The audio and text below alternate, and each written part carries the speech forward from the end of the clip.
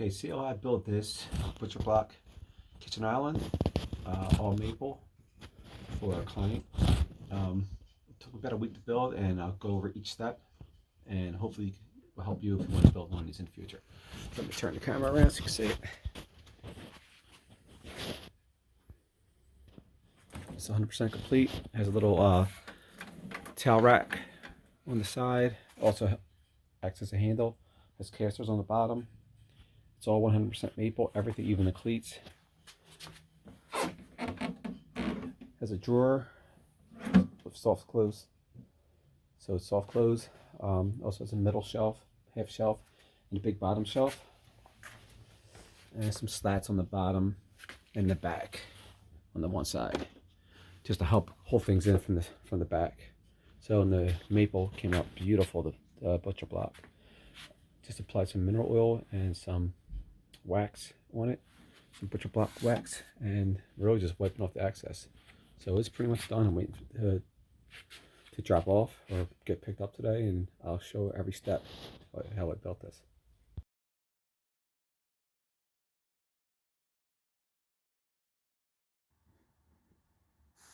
Okay, so this is just a rough drawing of how the table will look. The slats are a little different.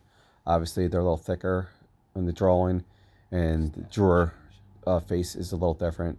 It's a little longer looking in the drawing too, as I built it, but this is pretty how much it's going to look. So I'm going to start with some rough milled. This is, I believe, 8/4 maple. This will be the butcher block top. We're going to start with that first. So all the steps to start will be the butcher block top, which is going to be 30 inches long by 20 inches wide. This is going to be a smaller island.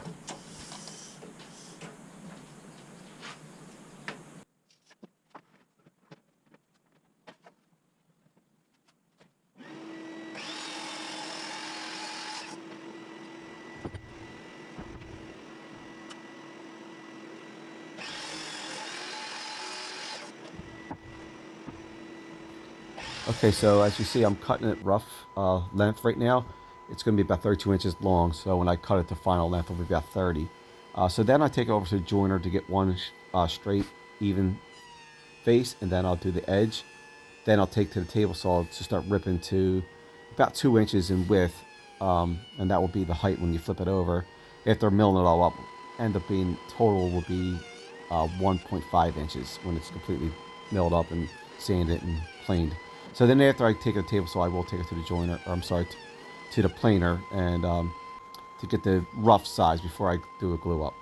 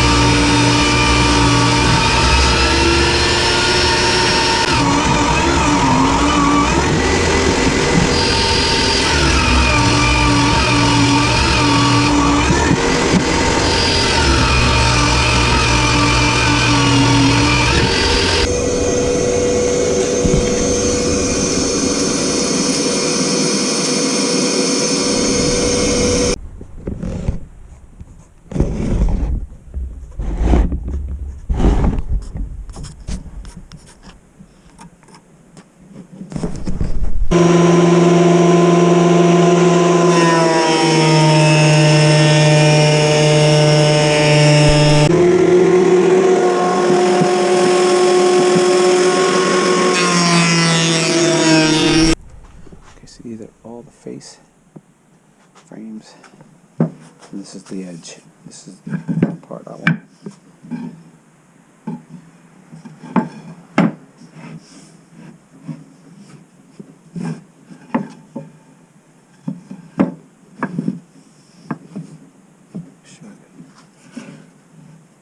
Good joint.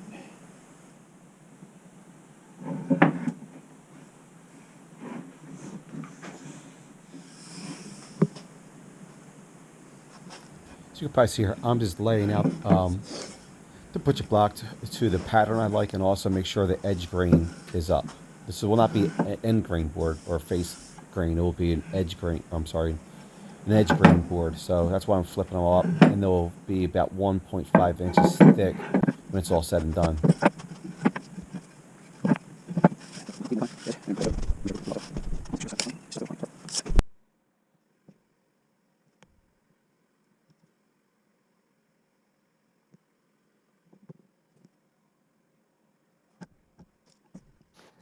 So this is going to involve 2 glue ups. So the first glue up will be 2 10-inch pieces together, which will laminate, and that way I could run them through the planer each to get some of the excess glue and just to get them down to the final thickness or close to the final thickness. And then we'll do another glue up after that and connect those 2 10-inch pieces, obviously to make about a 20-inch width board with biscuit joiners and glue. So this is just one glue up. I'll let these laminate. I'm also using cawls and parallel clamps, obviously, to keep a nice type and not too tight glue up.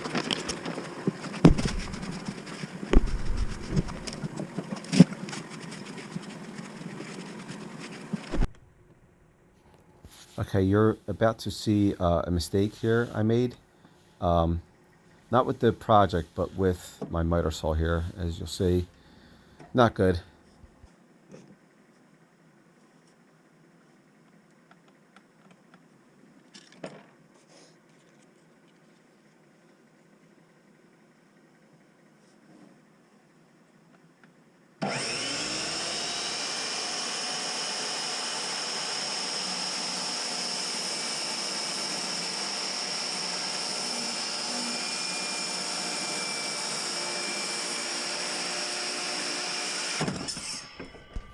Okay, so I go into the joiner to start joining the edge on these frame pieces. I have to address the miter saw. So the miter saw issue happened due to the hose from the shop vac going into the back of it was kind of kinked up and hitting the wall when I was pushing back. Even though this miter saw, the slide is in the front, it doesn't really push back to the wall. The back of the miter saw itself was hitting the hose, so when we were pushing back, the tension was causing that kickback. So I had to just fix that hose, and it seemed to fix that issue.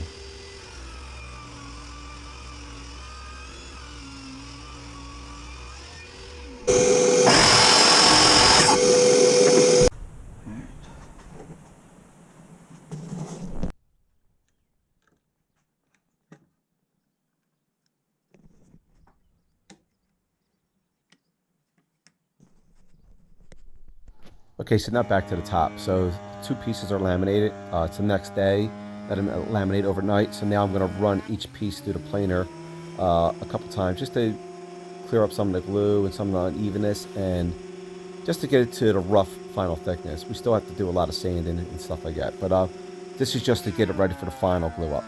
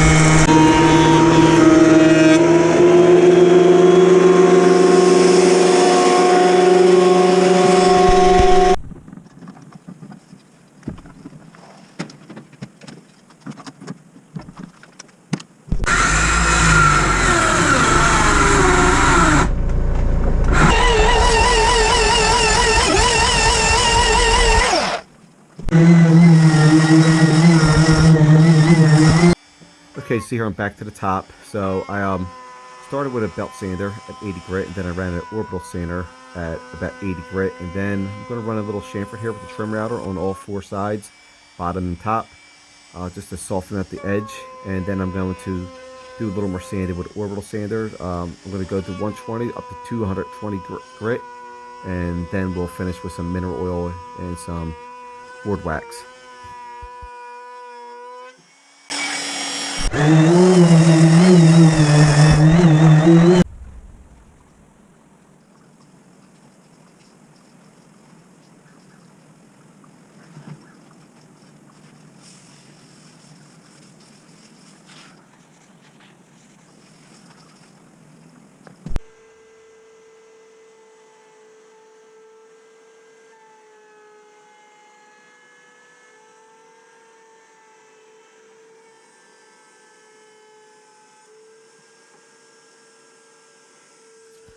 As you can see here, I'm just running a chamfer on all edges of all the frame pieces, especially the legs. So it gives it kind of a softer, almost a rounder look.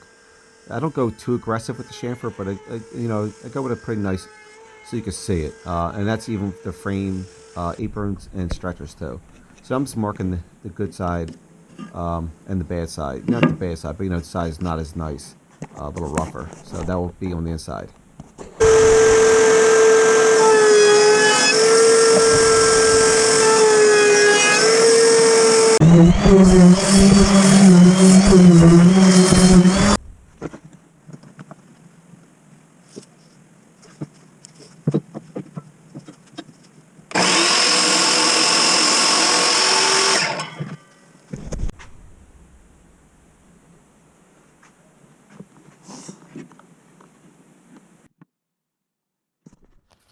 Okay, so here's where it gets a little fun or frustrating. I'm not a big fan of dowel joinery. I mean, it works great. It's pretty secure with glue. It's just a pain to do. I do have a Grizzly dowel joiner tool, but it just doesn't work well with these applications. That I think works better with if you're laminating tabletops or something like that, thinner wood or with a wider base. Since it comes with, I believe they are 6mm or 8mm possibly drill bits. You can change them out, but either way. So I'm going to just use this dowel jig I got from Woodcraft. It works pretty well, and I just start the holes with that, almost like a pilot hole, so I know that they're centered. And then I remove the jig, and I just finish it off with a drill and some tape, so I know I don't go too deep. And these little pointers are awesome here. They do work. It definitely makes your job a lot easier. And so once you do that, you can just kind of hit the point and then just drill in with, like I said, with the bit and tape. And I'm dry fitting the dowels here just to see how it works. But it's very important to label each piece, each edge, to where it's going in reference to the legs. Otherwise, you will get mixed up, and it becomes a lot harder to join all this at the end. But if you label everything, it definitely makes it easier to do final assembly.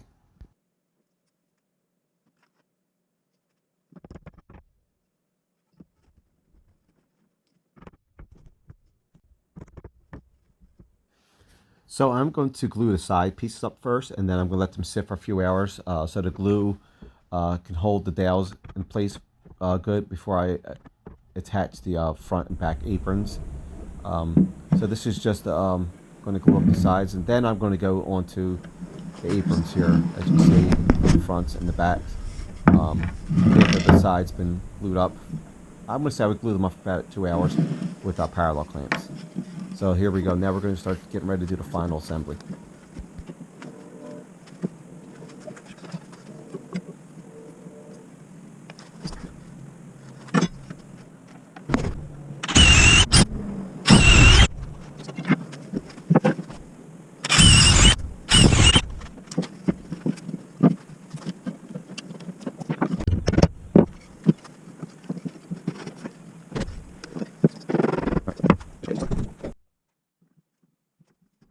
Okay, so now here I'm going to put everything together like a big puzzle. And this is important, why I said earlier, to make sure you label each piece with pencil or tape so you can remove the markings afterwards.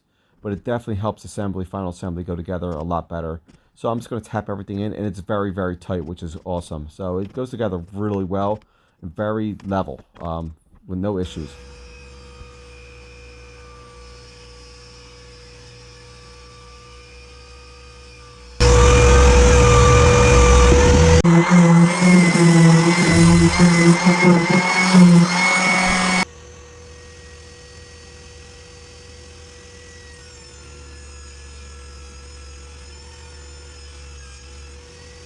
So here I'm just ripping up some little trim pieces for the bottom cleats for the hold the shelves together.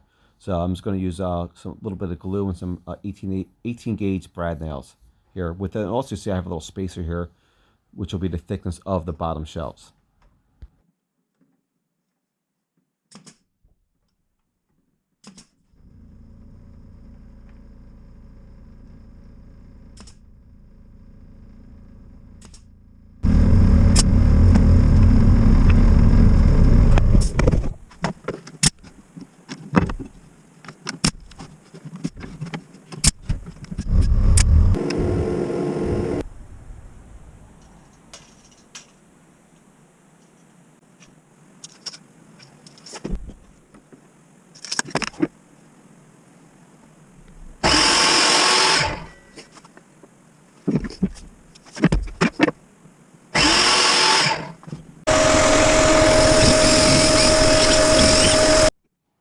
Okay, so now I'm putting the center brace in. This is the only thing I think I use pocket holes for pocket screws. This is going to act as two things. It's going to help secure the aprons, and also it's going to hold a middle divider for the top shelf in the drawer.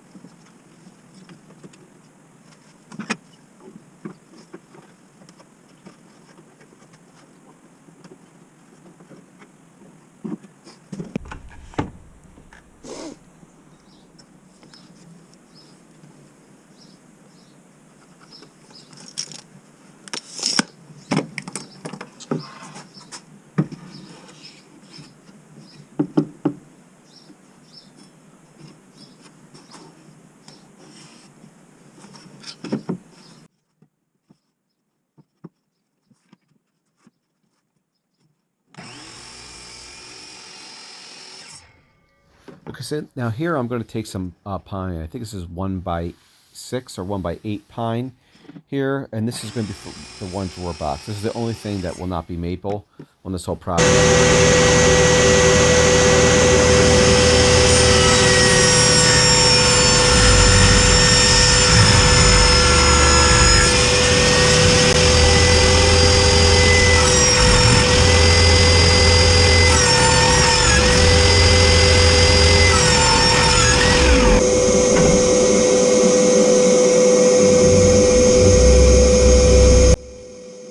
Okay, so here's where I will cut the groove in the bottom of each drawer piece, front, back, and both sides. And this will be about 1/4 inch in width, and I'm going to go about 1/4 inch in depth too on these cuts.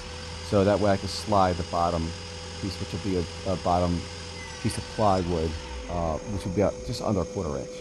So it will slide in nice and snug once we get this done.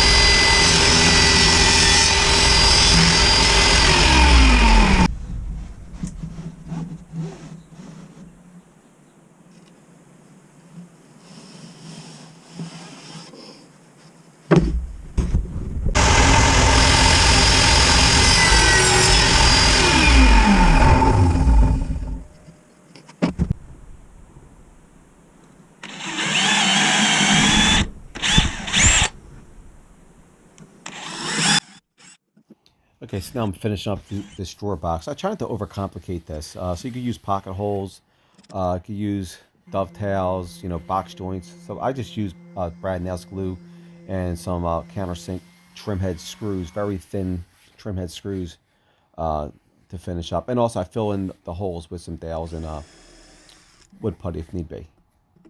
Now we're on to the drawer slide assembly part.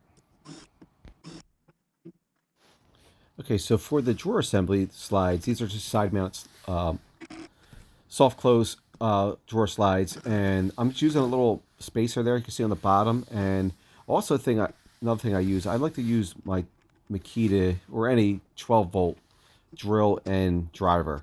It just makes it a little easier to control and not over torque these little screws going in. And then as you see here, I'll start to hand tighten also, and just to make sure I don't over torque anything or strip anything out, break something.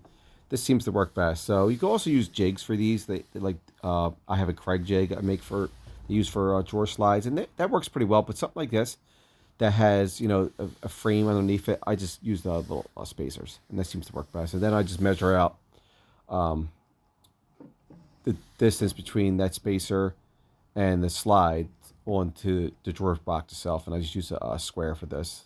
A measuring square, and just kind of mark out the line.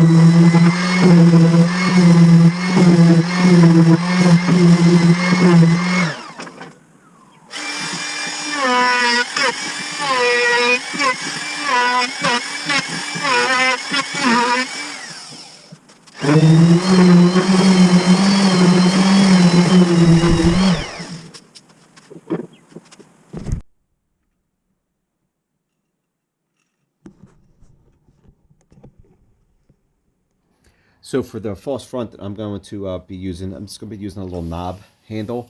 So I'm just getting the center point on this front here. And I had this little jig here that I bought. I don't really like it. It doesn't work as well. So I also have a Wood River jig that works best to find the center from the top to bottom.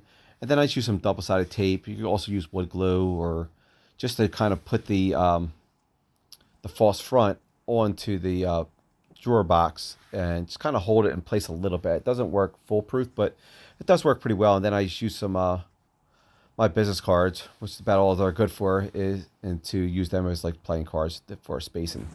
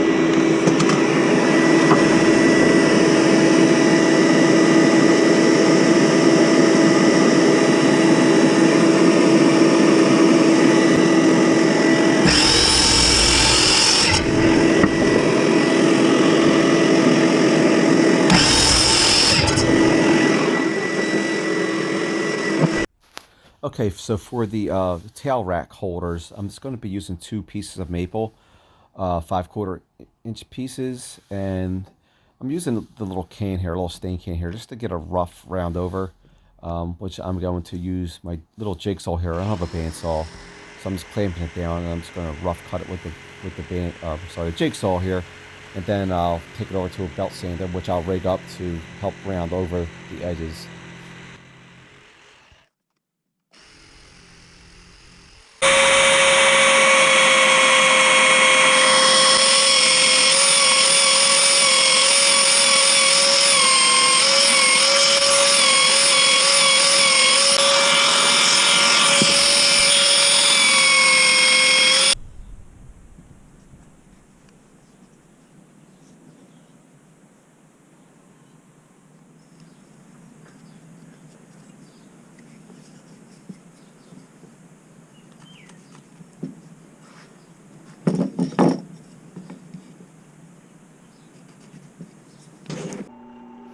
So the dowel we'll be using for the tail rack holder, and also is going to be a handle for the cart to push around, is going to be a 1-inch dowel. And so we're using a 1-inch Forstner bit here to draw out the hole on each piece for these tail rack holders.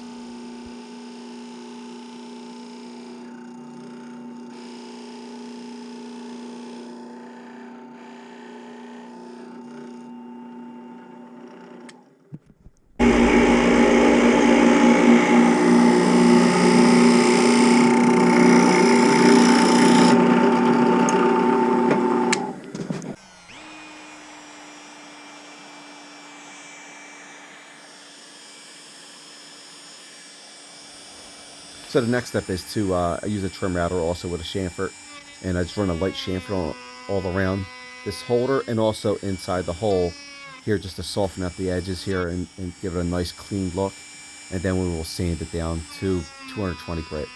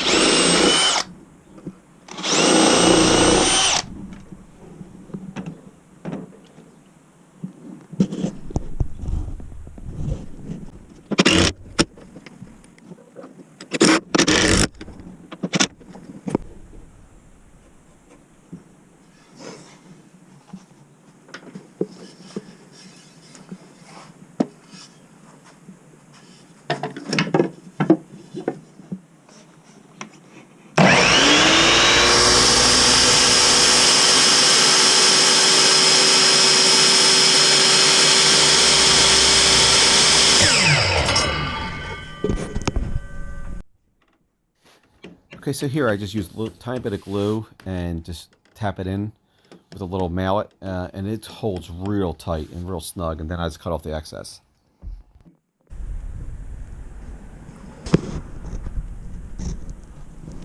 I'll cut this.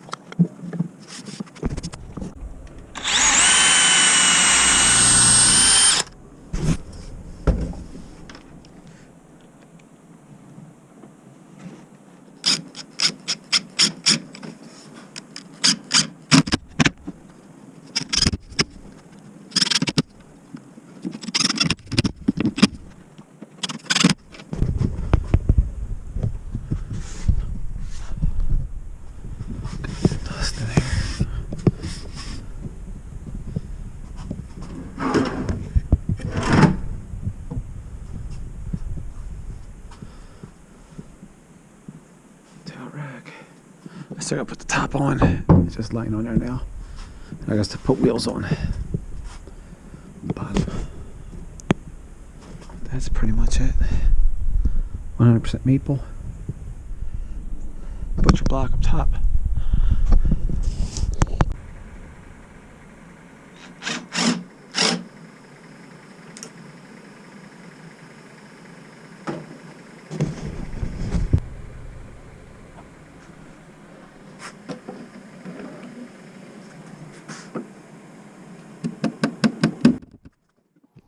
Okay, so now I'm finishing up spacing out the top, and I'm going to attach. One of the issues with these, when you have drawers and shelves close to the top, I guess, that are already installed, that you really can't avoid, is getting your driver and drill to get to the Z-clips to screw in. So I eventually had to go and use the right angle extension and also a flex extension for the drill. It worked. It wasn't ideal. It definitely was made a little harder. And then I eventually just, after I get them started, I just hand tighten with a little screwdriver just to snug them up so I don't over tighten them or over strip them out.